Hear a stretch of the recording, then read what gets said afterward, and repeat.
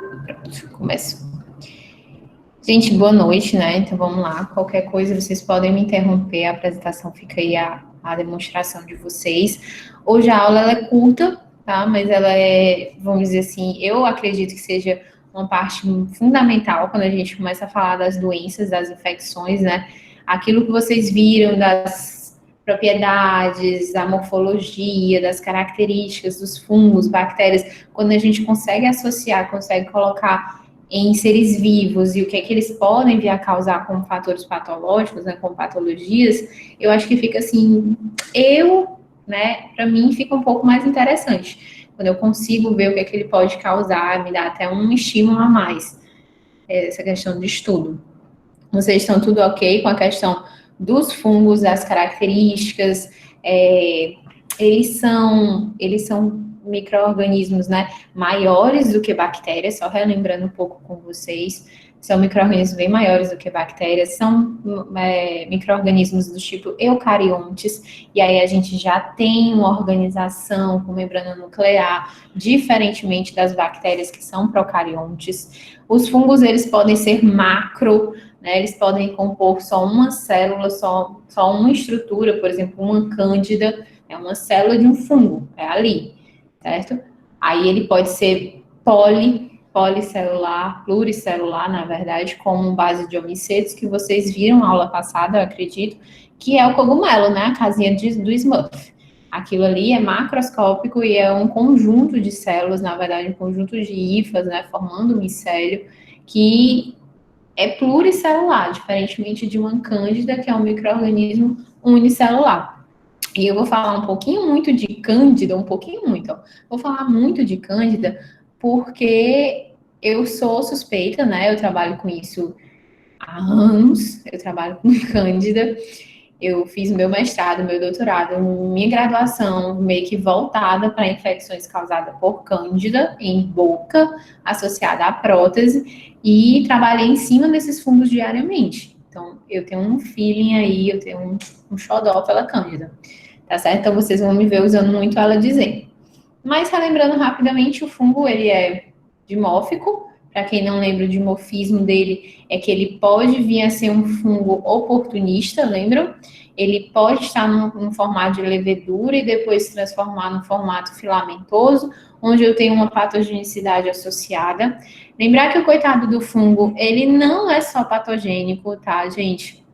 Ao contrário, normalmente era uma questão que eu colocava na prova, que era as características, a importância do fungo dentro da vida humana.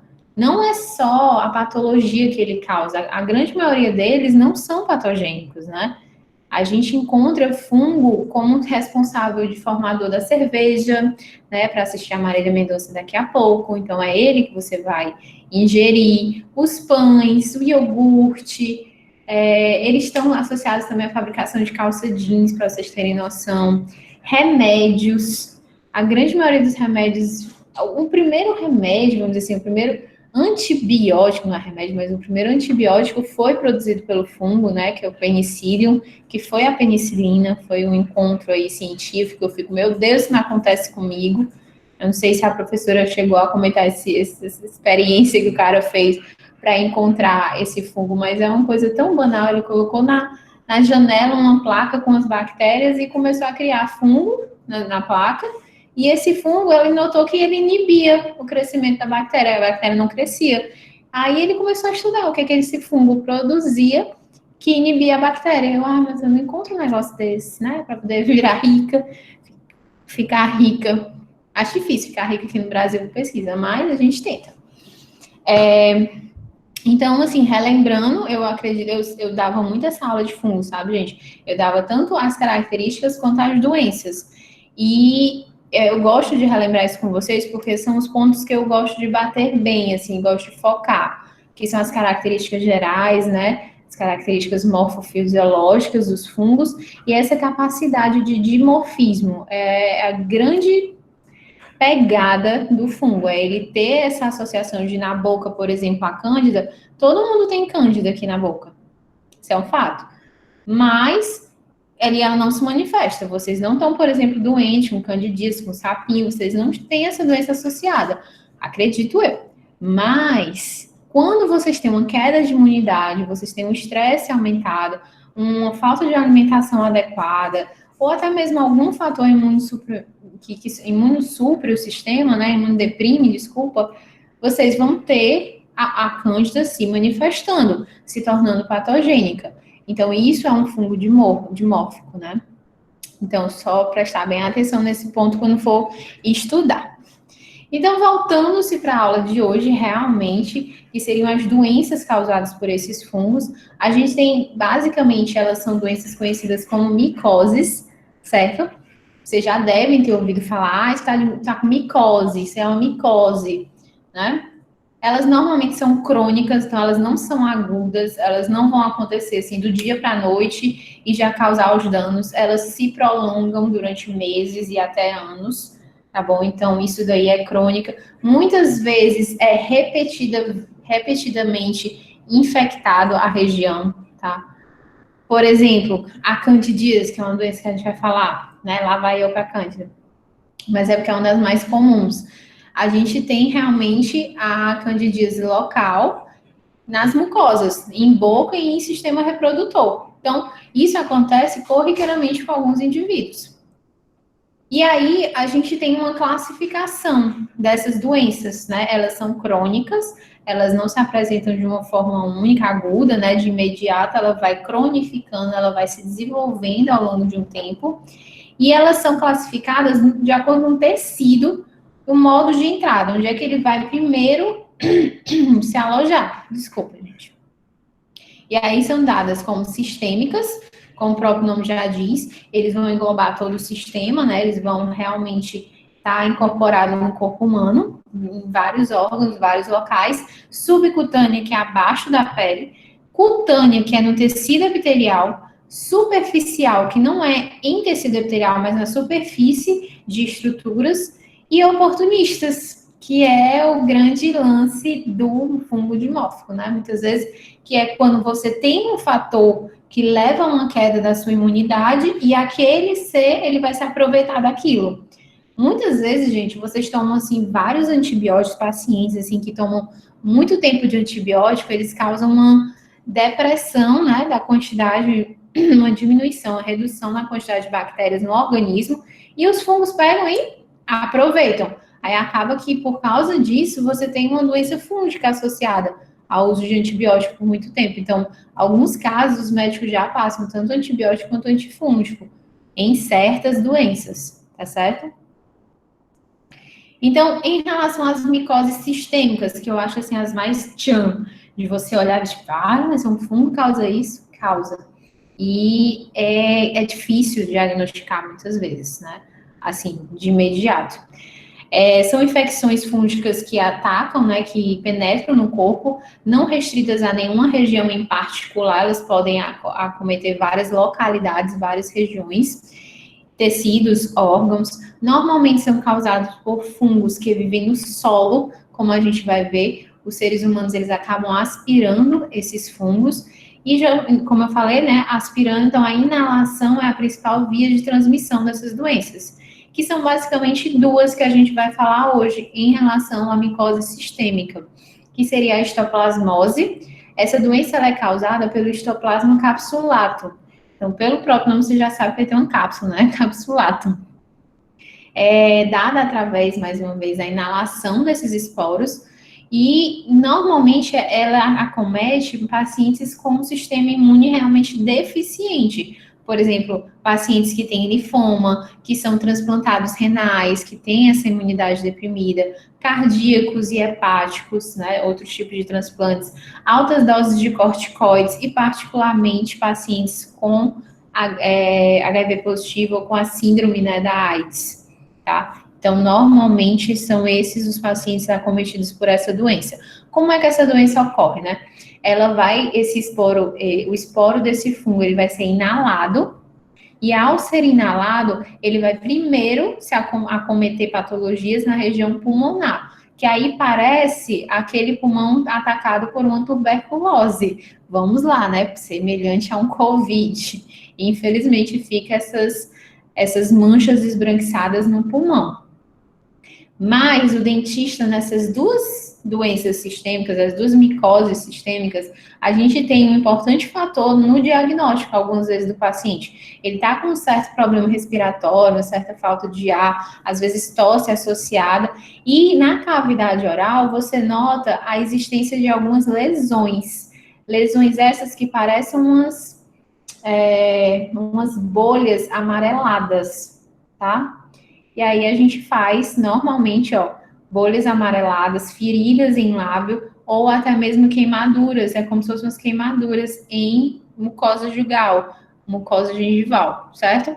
Então, isso daí, normalmente, pelo diagnóstico de ser complicado, assim, não saber se é o certo, só olhando, mas em associação com os sintomas e os sinais sistêmicos, a gente consegue correlacionar por uma doença fúngica. Outras vezes a gente faz uma biópsia da região para poder fazer uma lâmina e tentar encontrar ou uma lâmina e um esfregaço para tentar encontrar o micro-organismo causador. Certo? Só rapidinho. Todo mundo entendeu histoplasmose? Bonito, né? Essas lesões que vocês vão encontrar e que vocês provavelmente vão tratar. Como é que a gente trata? Oi? Deu? Direitinho? O tratamento, gente, ele é normalmente dado por um antifúngico. Só que não é uma doença que desaparece do dia para a noite. Então, é um tempo de tratamento que a gente vai submeter o paciente. Essas lesões, normalmente, essa do lábio, por exemplo, ele não volta a ser o que era, né? Porque ele está necrosado. Então, ele fica com uma ferida, né? Na região, ele fica acometido por isso. Mas os demais, eles recidem e fica só uma manchinha, sem problemas mais graves. A outra doença que a gente tem, eu acho lindo esse nome, eu não vou mentir, na aula eu sempre começo a frescar com vocês, sentido, vamos aqui treinar um trava-língua, eu dou ponto, às vezes, do 0,2 para quem falar esse nome bem direitinho. Paracoccidioidomicose, tá? Eu fico dizendo que parece aquele negócio do Chapolin Colorado, não sei se é da época de vocês, que ele encontrava a bruxa, que era Parangatiro, Miro, Tiruaro. Eu não sei porque eu tenho a impressão de que é a mesma coisa. Paracoccidioidomicose. Parece o nome de uma bruxa, de um negócio assim. Mas é esse bichinho aí, ó. Na foto, ele tá identificado no histológico. É como se fosse uma célula com várias célulazinhas acopladas ao redor. Isso eu tô mostrando para vocês porque no laboratório a gente tem acesso a essa mesma lâmina, vamos dizer assim, esse mesmo micro-organismos para vocês visualizarem no microscópio. Então, é uma das poucas coisas que a gente tem como prática na NP3 para vocês olharem e trabalharem em cima de microscópio. É isso e bactérias gram-positiva e gram-negativa, a coloração. O restante é todo dado de experiências, certo? Placas, meios de cultura e outros demais que a gente vai repor e vocês vão ter contato no futuro, tá bom? Então, aqui a gente tem essa doença que, esse aqui é de um artigo que eu peguei, ele infecta normalmente homens trabalhadores rurais, mais uma vez, que mexem com solo. Esses fungos, eles se encontram em solo. Então, ao você manipular o solo, você acaba aspirando o fungo e esse fungo começa toda uma infecção sistêmica associada em pulmão e em outros órgãos, tá? Como rins. E a paracoccidioidomicose normalmente também está correlacionado a cavador de poço, porque não é em solo superficial, é um solo mais profundo que está esse fungo, cavador de poço e caçador de tatu, vai entender, tá? Mas são os mais acometidos. Ele normalmente é causado pelo fungo Paracoccidioides brasiliensis, adoro você escrevendo esse nome na prova prática. Permanece em solo normalmente, uma vez inalado, eles infectam o pulmão do hospedeiro. Tabagismo e alcoolismo são frequentemente associados a essa micose, já que acontece o quê? Você deprime o sistema imune com o uso do tabaco e do álcool em excesso. Então, normalmente você tem um sistema imune deprimido para que esse fungo ele venha a agir, venha a atuar de forma sistêmica. Aqui é mais ou menos um mapa dizendo qual é a incidência, né, da doença, a distribuição da doença no Brasil. a gente vê que no nosso estado ela é até baixa, mas mais pro sudeste, ela já se encontra alta. Tem mais caçador de tatu, uma coisa assim, sabe? Tem mais fungos proliferando nessa região. Então, graças a Deus, daí a gente não encontra muito. Que é isso, tá? Você quer de um trabalho também, isso aí são imagens de um paciente, que no caso, um paciente que evoluiu, né, de forma crônica, ao inalar esse fungo paracoco, você começa a depositar no pulmão, ele começa a ocasionar a infecção, que parece uma tuberculose, quem vê a radiografia, e ele começa a ser acometido também de formas sistêmica que eu digo local, na boca. Você começa a ter feridas associadas e até processo de queimadura. Então, a boca é um local também bastante afetado pelo paracoco. Nesse caso, esse paciente, ele foi até traqueostomizado, em alguns casos, por causa da dificuldade de respiração que eles encontram. Então, é a chamada estomatite moriforme. Olha como fica lindo, né? Não sei se vocês estão conseguindo enxergar, mas essa daí é como se a gengiva, ela inflamasse, ela inchasse e ficasse toda caraquinta, assim, toda ferida, realmente ela acaba se ferindo. Então, nisso, a gente tem a chamada estomatite moriforme. O nome que se dá às doenças causadas por fungos em boca, estomatite. Tratamentos. Normalmente o tratamento relacionado à paracoccidioidomicose, eu adoro esse nome. Drogas antifúngicas, tais como anfotericina B. Estou tendo dificuldades para tocar isso. Sulfamídicos, desculpa, a minha Siri ela é meio revoltada, ela age sozinha, né? A gente não clica em nada e a coitada fala. Então, vamos lá. São drogas antifúngicas, tais como a anfotericina, que é já de cunho sistêmico, eu não posso só usar local. Vocês vão ver antifúngicos que a gente usa só localmente. Sulfamídicos e derivados azólicos, como fenolazil e outros, tá? Fluconazol, esse tipo de medicamento. Que daqui para frente vocês vão ver no terceiro semestre só esse tipo de fármacos.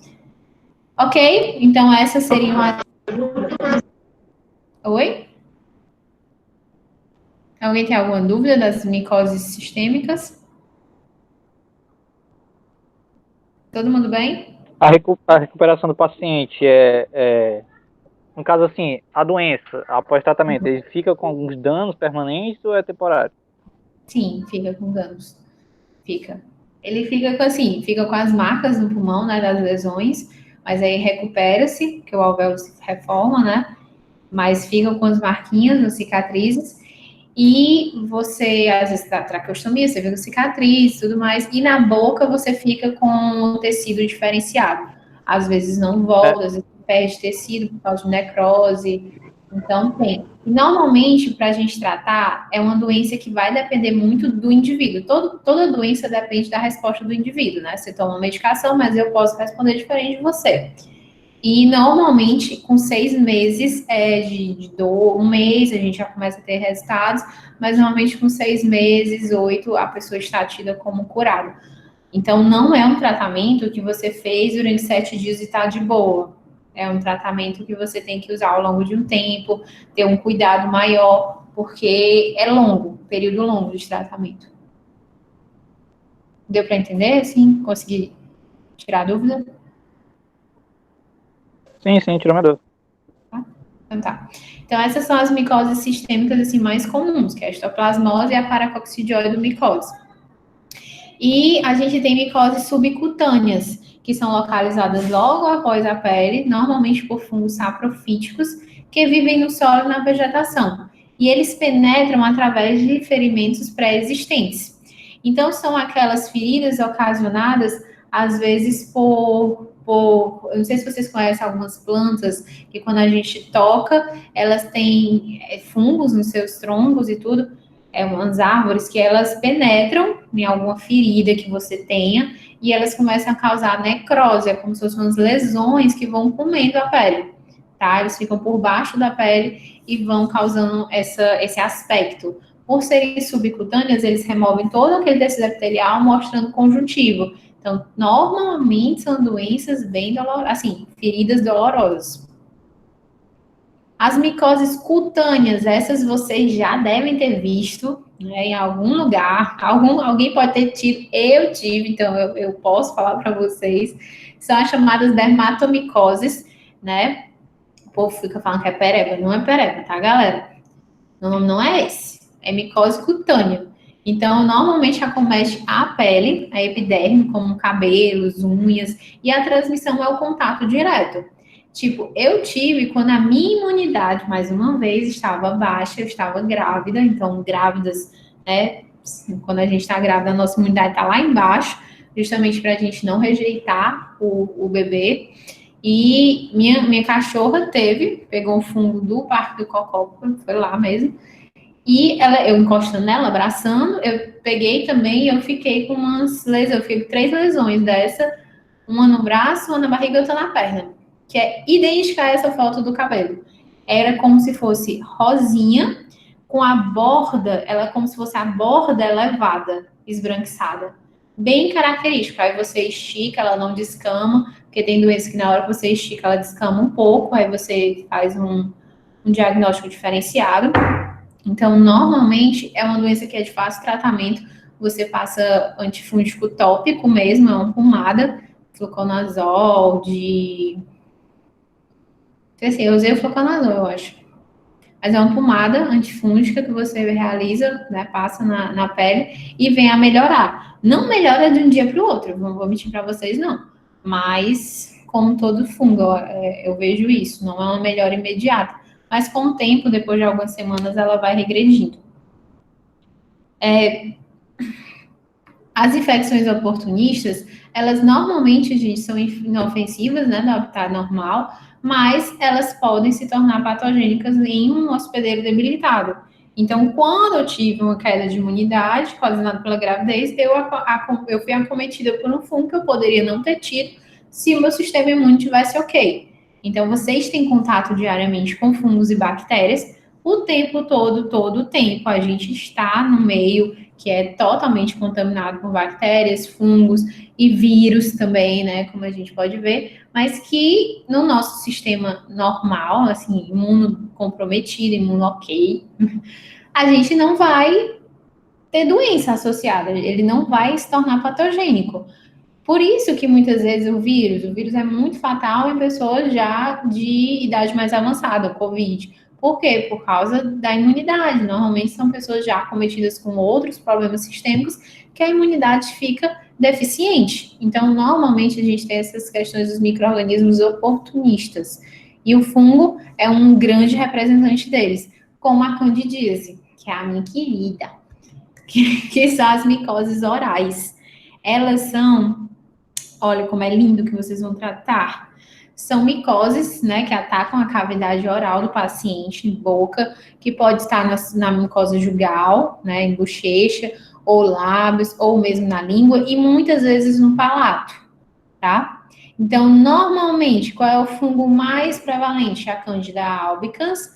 1/3 das bocas saudáveis apresentam cândida, então 1/3 da população das bocas no mundo tem cândida. A grande maioria de vocês possuem cândida. E a candidíase é a micose oral mais comum. Existem tipos de candidíase, né? Candidíase é a doença fúngica causada em boca pelo micro-organismo Cândida. Cândida é o gênero, né? A espécie seria a mais prevalente, a Candida albicans. Mas a candidíase, ela tem tipos, tá, gente? Ela normalmente tem 3 tipos. Ela tem a pseudomembranosa, a eritematosa, tem a hipertrófica, a hiperplásica e tem a muriforme, como vocês viram, que é a estomatite, tem a estomatite protética. Mas eu vou mostrar aqui para vocês. A pseudomembranosa, ela é o tipo mais comum, né? São aqueles pacientes normalmente que têm uma imunidade baixa, normalmente idosos e bebês, nas duas vertentes, né? Dos 2 polos de vida. Bebês que a imunidade ainda está se formando e idosos que a imunidade está deficiente, né? Porque eles já estão comprometidos. Então, são placas brancas destacáveis. Então, ela é diferenciada de outras patologias orais, porque o cancro mole, porque você destaca. Você pode pegar uma espátula e ir destacando. Aí você, vixe, é sujeira. É sujeira também. Mas é uma infecção causada por um fungo devido à falta de higiene naquela região e a imunidade da pessoa ter sido comprometida. Então, esses fatores causam esse tipo de candidíase pseudomembranosa. São placas brancas, literalmente, plaquinhas brancas, assim, como se fosse uma camadinha, em cima da língua, em cima da mucosa, e você vai lá com espátula e você consegue destacar. O paciente não sente nada. Ele acha realmente que é só sujeira, porque na hora que ele começa a passar a escova com mais força, sai. Então, ele acredita ser sujeira. Outro canto que é bem acometido, essa pseudomembranosa, seria canto de boca, que aí ficam as feridinhas brancas, meio avermelhadas. Nesses cantos são chamadas de sapinho. Não sei se vocês já ouviram falar que crianças recém-nascidas muitas vezes têm um pouquinho de sapinho por causa do excesso de baba na região. O excesso de baba na região leva a uma umidade maior, né? E quem é que adora umidade, né? Vocês podem pensar aí no mofo. O mofo é causado por fungo porque ele gosta de um ambiente escuro e úmido. Então, isso pode ocasionar o sapinho. Deixa eu ver. Eu falei. A candidíase eritematosa. A candidíase eritematosa, não sei se vocês já ouviram falar de sufixos e prefixos, mas eritema é como se fosse uma ferida. O que a gente correlaciona a ferida é normalmente um aumento da vascularização na região, e por estar aumentada a vascularização, aumento da quantidade de vasos, tamanho de vasos, você tem uma região mais avermelhada por causa da presença de sangue estar maior. Então, eritematosa, normalmente, diferente da pseudomembranosa, que é branca, a eritematosa ela é vermelha, arroseada, tendendo a uma ferida bem sangrenta, vamos dizer assim, quando você olha. São manchas, né, avermelhadas, que normalmente estão relacionadas ao palato, devido a conhecida como estomatite por dentadura ou estomatite protética. É uma doença fúngica causada pelo dispositivo protético, muitas vezes. Como assim, professora? Causada. Paciente usa uma prótese, eu vou mostrar para vocês um pouquinho da estomatite bem. Ela é avermelhadazinha, ela pode ser assim, do jeito que a foto tá, meio que uma região do palato, ela pode ser umas pintinhas soltas no palato, umas bolinhas vermelhas. Ela normalmente está correlacionada à ardência. É um paciente que é portador de algum tipo de prótese. Essa prótese na região de palato, eles não escovam muito bem ou eles não tiram muito para dormir, que é o que é recomendado por nós dentistas, que eles removam ao dormir para não ficar proliferando biofilme, e nisso acaba acumulando bactérias e fungos na região e causando doença, que seria a candidíase eritematosa, certo? E falando um pouquinho especificadamente da estomatite protética, porque aí eu puxo para minha sardinha, né? Eu gosto de antecipar um pouquinho isso para vocês. Então, vocês viram que a gente pode ter o palato completamente vermelhinho em alguma região, ou pode ser assim, ó, como se eu tivesse umas bolinhas vermelhas, né, uns focos de infecção no palato. Paciente, às vezes, nem, essa foto aqui também como vocês conseguem enxergar a forma da prótese? É literalmente o contorno da prótese do paciente que causa a estomatite protética. Então, quando você tem uma candidíase associada, causada por uma dentadura mal higienizada, aí é chamada de estomatite protética, e não mais só candidíase. É uma estomatite causada por algum fator, que é a prótese, tá certo? E tem paciente que às vezes nem quer tratar, ou nem liga muito, porque tem gente que sente ardência, mas tem gente que não sente nada, que é quase assintomático. E como é uma doença recorrente, porque a prótese continua lá. Se o paciente não higienizar direito, depois que eu passar um medicamento, com 15 dias, 20 dias vai surgir de novo. Então, é muito dependente do próprio paciente também, tá? Normalmente, temos uma candidíase, ela pode ser assintomática, atrófica, né? Não tem célula naquela região, poucas células proliferando. Se pode causar dor e ardência, mas isso aí vai depender do paciente. Literalmente, eu encontrei já vários na vida que eu perguntava e eles diziam que não sentiam nada, nem sabiam que tinha isso na boca. é correlacionada à pobre higiene bucal, né? Pobre higiene da boca e da dentadura. E as próteses, algumas vezes, além de pobre na higiene, elas podem estar mal adaptadas.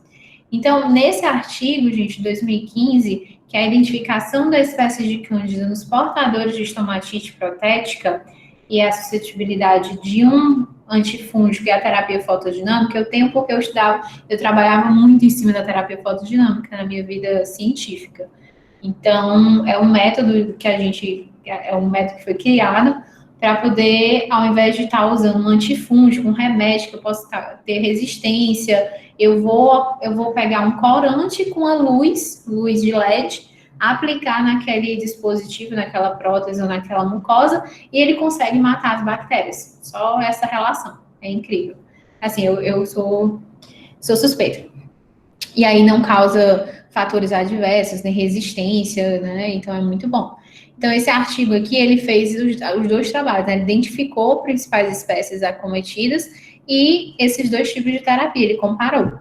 E ele teve como achado que quais eram os fungos mais prevalentes na estomatite protética? A Candida albicans, que variava de 36% a 53,33%, seguida pela Candida tropicalis e a Candida krusei, certo? Lógico que isso vai variar muito em relação aos indivíduos, ao sistema imunológico, como é que era, se esse indivíduo é imunossuprimido, imunocomprometido, se ele é ele tem uma imunidade ok. Deixa eu ver, outra coisa, a região, aqui é de Aracaju, em Sergipe, aqui em Fortaleza eu posso muito bem achar Candida albicans, Candida glabrata e krusei, ao invés da tropicalis. Então, são pesquisas que são corriqueiramente feitas, né, isso vai variar um pouco, mas normalmente são essas as espécies, a Candida albicans é a espécie mais comum, é a que domina, sempre. E como é que eu vou fazer o tratamento? O tratamento da estomatite, ela é dada pela remoção do fator causal. O que seria o fator causal? O fator causal da estomatite é a questão da prótese mal adaptada ou da pobre higiene bucal desses pacientes relacionada a essa prótese. Então, eu tenho que tornar o paciente apto a entender que aquilo ali, aquele dispositivo protético, ele tem que ser higienizado. Você, de preferência, não dormir com aquele dispositivo, pelo menos 3 dias na semana, 4, entendeu? Bota o dia para namorar, pode botar a prótese, mas depois vai, se vira e bota num copinho.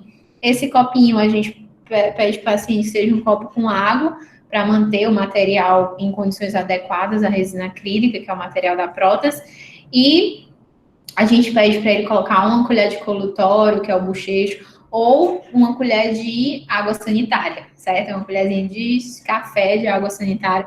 Não precisa ser muito, e ao acordar, o paciente vai lá, escova a prótese, né? Passa um bochecho, uma solução para tirar o gosto e poder utilizar.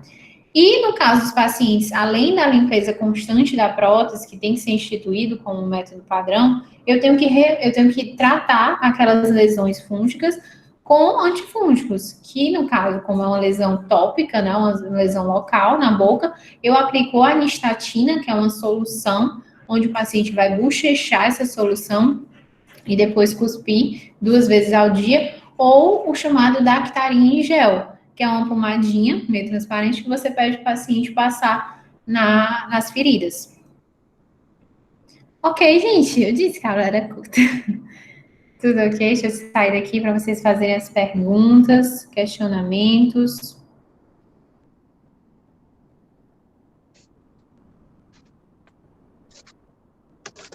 Vocês querem que eu grave? Assim, esses fungos realmente atacam mais pessoal que é morador de mais ribeirinhos, região mais perto de lagos, né? Depende, que Mais úmidas, no caso. Químicas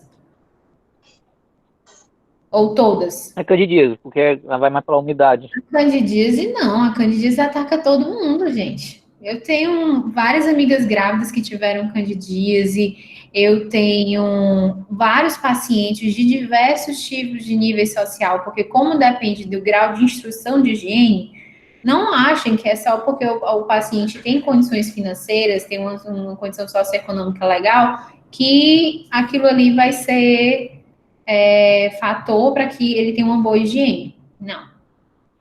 Certo? Então, muitas vezes a gente encontra pacientes idosos. Imagina, eu tenho pacientes idosos velhinhos que normalmente têm outros comprometimentos, às vezes neuromotores, certo?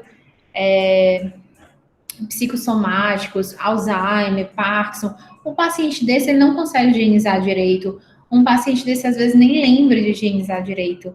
Então, normalmente tem candidíase associada. Outro tipo de paciente que também é muito acometido seria o paciente com o HIV. HIV positivo, ou a própria síndrome, né, da AIDS, ele vai ter uma imunidade deficiente. E aí, esse paciente vai chegar para vocês várias vezes com candidíase. Aí, normalmente, a gente aplica esses lasers como terapia, né, a terapia fotodinâmica nesses pacientes, além dos antifúngicos, às vezes até sistêmicos, tá? Deu para entender? A pessoa pode ter mais de um fungo oral? Mais de um fungo? A gente tem 200 tipos em boca. Assim, mas que causador de doença. Sim, a grande maioria é causado pela Candida albicans. Assim, a Cândida. O gênero Cândida é o maior causador de doenças em boca. É o maior. Aí tem vários subtipos, né? Vários subtipos. Aí tem Candida albicans, Candida glabrata, Candida krusei, Candida tropicalis. A gente tem diversas espécies daquele gênero de Cândida, certo? Mas assim, a gente tem outros fungos além da Cândida em boca, tá? Isso é o fato. A gente tem bilhões de micro-organismos aqui na boca e diversos tipos, tanto de fungos quanto de bactérias. E, em geral, só vai ser manifestado, digamos assim, se a pessoa tiver com a imunidade baixa. É isso? Sim. Você não vai apresentar candidíase corriqueiramente, assim, a não ser que tu tenha um fator causal muito grande. Por exemplo, a candidíase que é em sistema reprodutor, normalmente está associada à umidade. Acontece muito em mulher que vai para piscina, mar e passa o dia. Aí vocês vão para aquelas farras do carnaval, vocês passam o dia com a sunga, o biquíni molhado, né, durante vários dias. E aí se prolifera por causa do fator local. Você conseguiu colocar uma condição de crescimento muito boa, porque para você crescer em laboratório, um fungo, você precisa de umidade adequada, temperatura adequada, pressão. Então, se você consegue desenvolver isso, ele vai proliferar. Ele pode não causar doença, mas ele pode proliferar. E aí isso acaba incomodando em algumas vezes. Então, normalmente, a gente tem um fator de imunidade associado. A gente não, como eu falei para vocês, eu só tive um condicionamento fúngico, eu tive um problema fúngico quando eu estava grávida, que a minha imunidade estava deficiente. Ela obrigatoriamente tem que estar rebaixada para eu não rejeitar o bebê, né? Toda mulher grávida para não rejeitar, porque o corpo ele entende como um parasita, então ele dá uma queda na imunidade para aquilo ali não ser afetado. E aí eu fui afetada pelo fungo. Então, normalmente é isso. Mas Professor, se tiver corte e o fungo entrar, pode ocasionar uma doença sim, como a gente viu na subcutânea. Oi. esse fungos que a senhora está falando, seria, no caso, a impinge? Também é conhecida como impinge, pereba, essas coisas aí que o pessoal fala. É um tipo. Não, entendi. Tá? É um tipo bem comum, que a grande maioria das pessoas tem ou teve na vida algum tipo de doença fúngica. Se você não tem, você vai ter. Não, idoso tem muito, porque eles ficam muito tempo em cama, ou muito tempo parado em um certo local, e querendo ou não, o suor em contato com a pele acaba ocasionando um ambiente favorável, né? Aí, às vezes, em determinada condição socioeconômica de limpeza, você acaba afetando. Deu para entender, gente? Aham. Eduardo, deu? Vocês têm alguma dúvida, gente? Eu sei que eu terminei foi cedo hoje, mas realmente a aula era mais curtinha, porque eu pego as principais doenças que eu acho, assim, importantes de vocês terem noção. E como eu dou as duas aulas, eu meio que divido um pouquinho, faço uma revisão melhor, né? Porque eu não fiz a revisão para não não afetar vocês. Mas se vocês quiserem tirar alguma dúvida em relação aos próprios fungos, as características, as doenças, a gente vê em laboratório só o paracoco mesmo, né? Vocês tentaram falar o nome dessa doença, paracoccidioidomicose, quando eu estava falando? Paracoccidiose e micose. Quase, né? Mas é legal. E vocês sabem que na prova, né, vocês teriam que escrever. Eu achava muito, Juliana, eles ficam Nossa. dois Não, dias isso é roubado. escrevendo Isso é paracoco. roubado. Aí a Juliana, depois de um tempo, ela disse, não, eles podem escrever o P abreviado, é brasiliensis. Aí eu, assim fica melhor para os bichinhos. Escrever. Hã? Nada não. Então, gente, vocês têm mais alguma dúvida, alguma curiosidade, alguma coisa que eu possa estar repassando?